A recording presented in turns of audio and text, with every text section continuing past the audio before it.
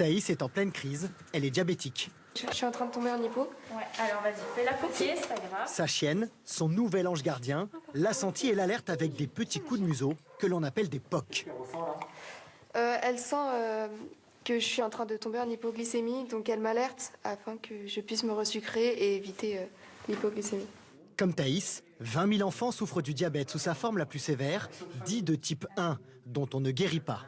Ça va m'enlever un poids parce qu'elle va m'aider beaucoup.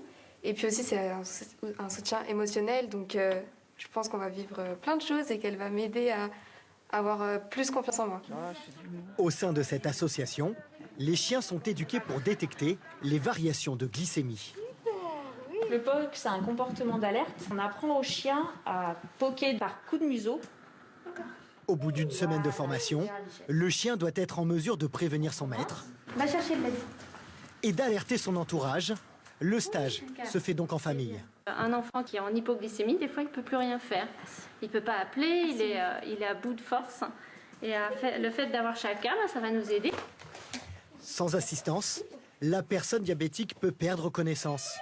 Super, très bien ça. Cette sonnette connectée envoie un message d'alerte sur les téléphones portables de la famille. C'est très important, ça fait extrêmement plaisir, c'est un réel soutien pour ma sœur. On savait qu'on allait avoir un ange gardien pour notre fille, que nous, on allait pouvoir souffler un peu et la laisser un peu vivre sa vie normalement. Il faut compter presque 8 mois pour former ces anges gardiens, dotés d'un odorat 100 000 fois plus développé que celui de l'homme.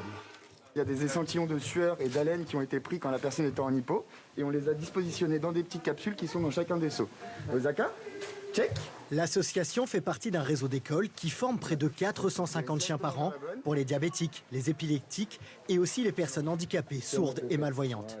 Notre mentalité, c'est de remettre un chien gratuitement, d'en assurer toute la vie durant son suivi. L'intégralité de nos associations vivent de dons. Nous n'avons aucune aide d'État ou très peu. Après avoir déposé son dossier, Thaïs a dû attendre 3 ans pour obtenir sa chienne.